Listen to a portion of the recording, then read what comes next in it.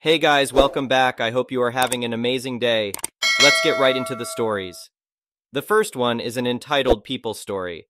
I never thought I'd have a stalker, let alone one as deranged as Karen. It all started when I began dating her son, Brad. He seemed nice enough at first, handsome, charming, successful. Our first few dates went well, even though his mom always seemed to coincidentally show up wherever we were. I let it slide, thinking she was just an overprotective parent. Oh, how wrong I was. Things took a turn for the worse one night when Brad invited me over for dinner to meet his family. Right away, Karen got this huge smile on her face and went on and on about how Brad had finally found the perfect girl. She kept making all these suggestive comments about marriage and grandchildren. I awkwardly laughed it off, but Brad seemed really embarrassed. Later, when Brad stepped away for a minute, Karen cornered me. She looked me dead in the eyes and said, "You're going to marry my Bradley, aren't you, dear?" Taken aback, I politely replied that it was too soon to be thinking about that. Well, Karen lost it. She started screaming that I was leading her poor boy on, and that I better not break his heart. At that point, Brad returned and ushered me out of there quickly. That was only the beginning. Karen started showing up everywhere: my apartment, my office, the grocery store. She'd find flimsy excuses to talk to me, all while going on about how Bradley needed a good, devoted wife. The final straw was when she followed me into a lingerie store, loudly announcing to everyone that I was selecting undergarments to seduce her son into marriage. Mortified, I fled the store. That did it. I decided enough was enough. I sat Brad down and gave him an ultimatum. Get your mother under control or we're through. Turns out he was just as fed up with her antics as I was. He agreed to talk to her, though I doubt it did much good. I told him that until she stopped harassing me, he wouldn't be seeing much of me anymore. Well, that must have sent Karen over the edge, because her behavior went off the rails. She started calling me non-stop, leaving threatening voicemails if I didn't answer. She'd wait outside my apartment building for hours, convinced I was hiding Bradley inside. She even got my phone number changed without my consent, but the last straw was when I came home one day to find her rummaging through my underwear drawer. I was simultaneously terrified and enraged. This woman had invaded my privacy and made my life a living hell. That's when I decided to take action. I installed security cameras all over my apartment and started documenting every obsessive thing she did. I filed a restraining order and contacted the police, providing them with all the evidence of her deranged stalking. When the cops showed up at her house to issue the restraining order, she went ballistic, started screaming that I was a manipulative you-know-what who had brainwashed her innocent Bradley. She even took a swing at one of the officers. Thankfully, they were able to restrain her without things getting too ugly. Karen ended up being involuntarily committed to a psychiatric facility. Turns out she has some serious mental health issues, and this overprotective mom shtick was just a cover. Honestly, I almost feel bad for her. Almost. Brad and I actually reconnected after some time had passed. He's a great guy who's nothing like his mother. We're taking it very slow this time, and I've made it crystal clear that his mom is to stay far, far away from me if this relationship has any chance of progressing. So far, so good. Brad knows not to bring her up, and Karen is still locked up getting the help she needs. I'm just glad I trusted my instincts. Karen's obsessive behavior could have escalated into something far darker if I hadn't taken action. Ladies, don't ignore red flags just because you want to be polite. And fellas, stand up to your crazy mom if she's ruining your relationship. Stalkers and harassers need to be held accountable. Don't be afraid to speak up and get authorities involved if someone just won't take no for an answer. Your safety comes first. The next one is a pro-revenge story. This just happened. I just finished finals for university and got screwed over. It started in my computer science class a couple of months before today. Projects 3 and 4 were to be group projects. We were assigned a teammate from the class. My teammate, we'll call him Sam, and I decided we'd meet up and work on the project. After discussing what we wanted to do, we found the easiest way would be to work remotely and text each other, as we both have very busy schedules. Flash forward to a week before it's due, and Sam has done nothing. I started working on it and was waiting for him to collaborate. He did not. At this point, I said, forget it, and started working on the project. I got 90% of it done in 3 days and left the other 10% to him. He kept saying how sorry he was and that he was busy. Okay, I get it, I'm busy too. You could have put more effort in, but our peer evaluations will reflect that. Well, he does the last 10%, but not correctly, so I go back in and finish it and submit it, thinking I won't have to deal with him again. Wrong. The next week we had an exam. Exams in this class had an in-class portion and an online coding portion, each worth about 50% of the total exam grade. Online portions were released a few days before and were due before midnight on exam day. Well, at 7 p.m. on exam day, I got a text from Sam asking to send an online portion. I ignored it, and he kept texting. It was like he felt entitled to getting my exam. I wasn't about to fail this test or give a leech blood, but this really pissed me off. Then we had Project 4 assigned. It was essentially an extension of Project 3, so we would have the same groups. This project was much harder and way more time-consuming. Knowing Sam's work ethic last time, I came up with a plan. I did minimal work on the project up until the week before it was due. Then I ramped it up, but not enough to complete the project. The day before it was due, I got a text from Sam saying, "I'm sorry, dude, I was super busy with my other project and didn't have time to work on it. Is there anything left to do?" Now, we used an online code editor that works similarly to Google Docs, in that you can see who is looking at the file and where their cursor is. I had seen his periodically throughout the entire last week. He was checking on how I was doing, but not actually helping, so when he asked, "Is there anything left to do?" my response was no. He apologized profusely. He just texted sorry. And I immediately emailed the professor explaining the situation, then proceeded to finish the project. This guy was going down. A couple of hours later, I got an email back from my professor. Just as I thought, Sam had submitted the incomplete code, each partner submitted separately, as his own. My prof was very understanding and replied with this: "The submission Sam put up was not fully featured or particularly well working, so he did not receive many points. I was unaware who did what, though, and as it seems to be your work, his grade will reflect that. His failures are his own." Justice served, Mother Ducker. I got another text from Sam today, asking me what I got on the project. Telling him that I got an A was the most satisfying thing ever. The next one is a petty revenge story. I used to work for a small delivery company, and I had to deal with the organization of the delivery runs. It was a time-based operation, and I was constantly up against it. We had gotten a new system that only I was trained up to use at the time, and it took me a while to get everything sorted.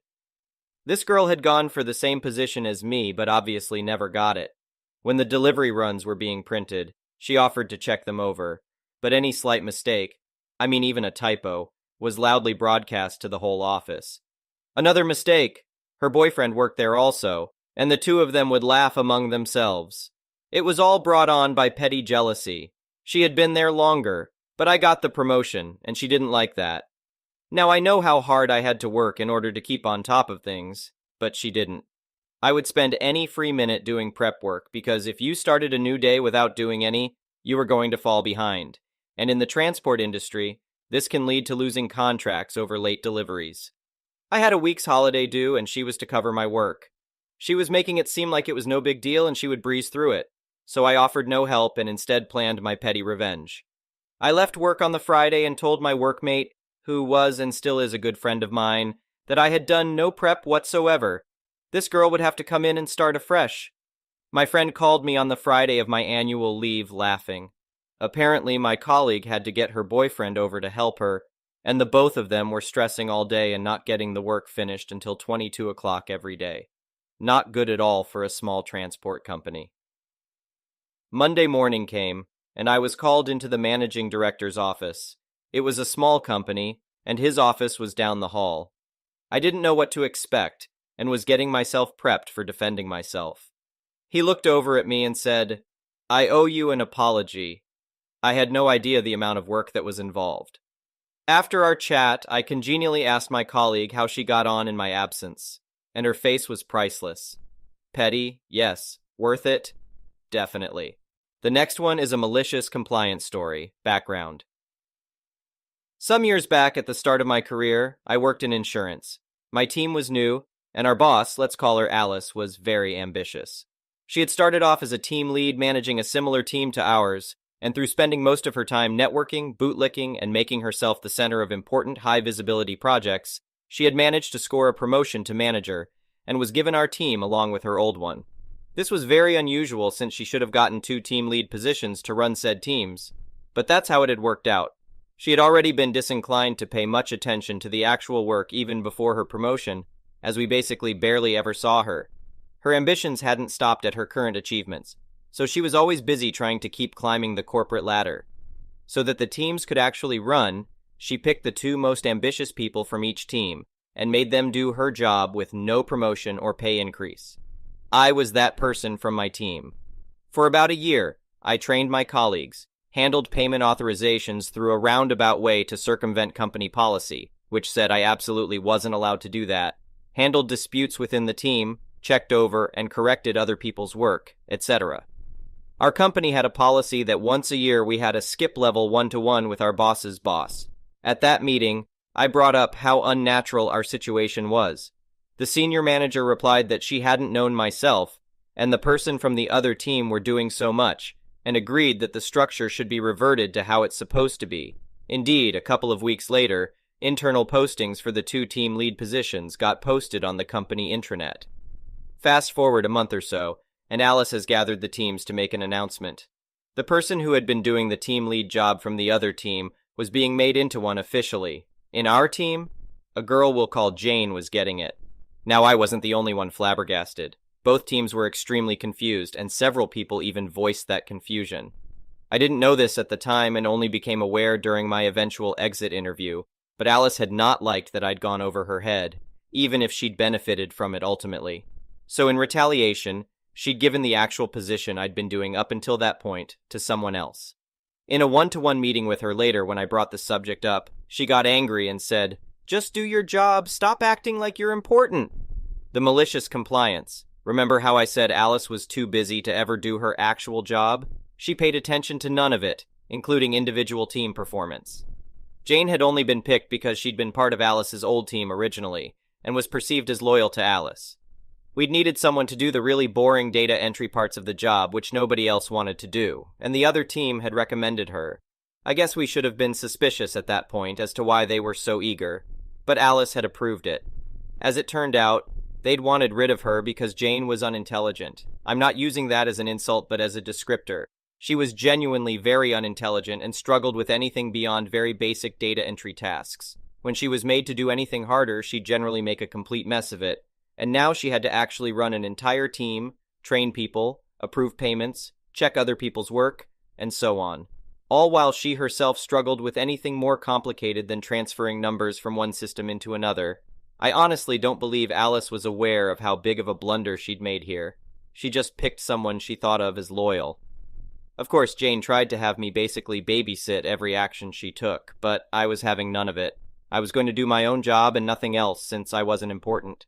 For context for our US friends, we all had contracts with detailed job descriptions, and in my country, you can't just fire people for no reason.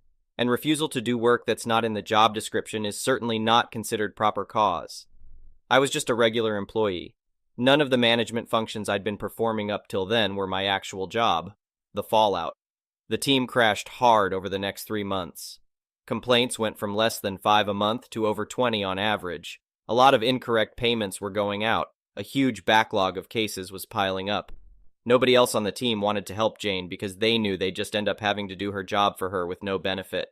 The funniest thing was, Alice barely had an inkling there was a problem beyond me being uncooperative, which she was pretty vindictive about, because she was busy advancing her career, and Jane didn't want to admit how hopelessly out of her depth she was. Things came to a head when the quarterly reports caused alarm bells to ring amongst the leadership team. An internal audit was organized, and a lot of the mistakes that had gone through and a whole bunch of leakage were uncovered. Alice had to go explain herself as to why our performance was suddenly so terrible. At this point, she'd finally realized she should have paid more attention to the situation, but unbeknownst to even her, it was too late. Everything from here on is hearsay. I learned it from a friend who was a team lead of a completely different team, so take it with a grain of salt. Apparently, there had been talks about outsourcing teams to India. However, Alice's boss, the one who opened the team lead positions, had been staunchly against it, since it would diminish her fiefdom. The proponents of the outsourcing managed to use our team's horrible quarterly results to justify using the two teams under Alice as a pilot for the outsourcing program. Quite literally the next day after I'd accepted a position in a different company and was planning on giving notice, we were gathered and informed our teams would be shuttered in 4 months, and that we'd be training our replacements in India during that period. I heard from colleagues who stayed till the end that Alice was not offered another position after her teams were made redundant. Not surprising, really. Open manager positions and new teams didn't exactly grow on trees. Sadly, the pilot was considered a success, which honestly I personally find somewhat dubious, but the Indian Center was certainly a lot cheaper than us. And I learned via LinkedIn about a year and a half later that the entire department had been shuttered. So realistically, the whole thing was probably inevitable, but at the very least, Alice could have bought herself an extra year if she'd cared a bit more. The next one is an entitled people story. As the title says, last week, I kicked what I thought was a good friend out of my house because I can no longer handle her antics. Just want to write it here just to de-stress and deal with the grief of losing a friend. Kendall, 25F, and I met in university in 2016. We studied different majors but were from the same department, so we shared many classes together and bonded over our passion for gaming and memes. Upon graduation, Kendall moved back to her hometown due to COVID and found a job there. We kept in touch online through Instagram. About 3 years later, Kendall told me she found a better paying job in the city, so she's planning to move out from her parents' place. When I asked her about her plans for her accommodations, she replied with, "That's the thing. I was going to ask if you have an extra bedroom that I could move into." For context, I have inherited an apartment from my late grandfather, which is a nice 3-bedroom, 2-bath near the city center, last year in January. I currently live alone there since it is closer to my workplace and has all the convenience of public transport. After some thinking, I thought that there's no harm in living with Kendall since I considered us as close friends. We discussed the terms and, of course, the rent. A week later, Kendall moved into my apartment. It was great at first. My home felt more lively than usual, and the thought of going home to a close friend warmed my heart and gave me a sense of security. Things were okay for a while, and then things went downhill super quick. Kendall started complaining about many things at home, her work, her savings, and how she feels homesick. At first, I was very accommodating, thinking maybe she just needs time to get used to the city life. I offered as much help as I can, even to the point of if she's low on money, I don't mind waiving a month's rent if it meant I could help her achieve financial stability. I taught her how I save money, how I live off with my then low salary with several commitments like my car, my dog, and a student loan. I grew up where my parents expect me to be independent, so I told her things I do when I'm low on cash, how to get freelance jobs, etc. But she always seems to have excuses for every suggestion I have. Finding a freelance job is too hard, or how she couldn't let go of her premium junk food, that she isn't willing to cook or meal prep, and I eventually decided to leave it as it is. And after 2 months of living together, I realized Kendall started treating me as some kind of competition. She would constantly ask me things like how much money I make a month, how many job hoppings did that take. Anything that she thinks she's better than me, she'll definitely pop that question. She boasts about how she is loyal to her shashti-paying company, and how I would never be able to move up the corporate ladder as she called me an industry frog. She once snooped my savings balance and asked how TF did I have so much saved up with commitments, etc. Mind you, she didn't have a lot of commitments since her parents paid off her student loans and fully paid off a brand new car for her. And maybe I should stop collecting rent from her. I got mad and told her if she isn't happy living with me, maybe she should move out. Cue crocodile tears as she said it was a joke. I didn't have to take her seriously. She begged for forgiveness and promised to never snoop my personal items and details again. I let it go once, but she kept bringing things up like, "Well, you have the cash and a credit card," every time I told her I'd rather stay home because I no longer have the budget to go out and have fun. Comments like these became more frequent when I got a new job 6 months ago. On top of that, she doesn't clean up after herself, tried to flirt with my boyfriend, and at times parked in my parking space when our initial agreement was that she has to find her own parking space if she's moving in with her own car because my apartment only has one parking lot per unit. The straw that broke the camel's back was when I caught her kicking my dog in his abdomen when I got home from work. I yelled at her and rushed to check my dog. Luckily, he was fine, but I still rushed him to the vet for safety measures. I got home, and she sneered that it was just a dog, and as a friend, I shouldn't treat her like that. I asked why she'd kicked my dog, and she didn't answer me. She shrugged and tried to escape into her room. At this point, it was already about a year since Kendall moved in with me. I lost my cool and told her off, bringing up her problems and how I tried to be nice and accommodating. Then I told her I'm giving her a week to move out and that from then on, I'd rather we keep our relationship casual or we don't ever talk at all. Kendall cried and begged me not to kick her out, but soon it turned into her screaming back at me, calling me a bad friend because apparently, in her words, I didn't tell her off on how badly she was behaving. Like WTF? There was a lot of back and forth, which I don't remember what I said, but I remember eventually calling her an entitled brat. She cried again, saying it was uncalled for, and stormed off to her room.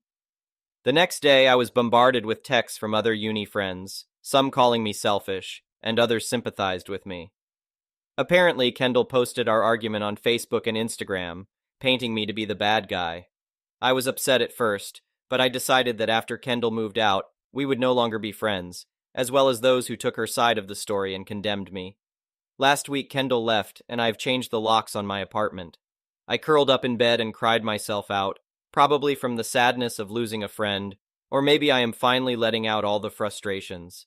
I am definitely still grieving about this loss of a friend, as I've had many good times with Kendall. For now, I want to focus on myself, and hopefully I eventually get over this.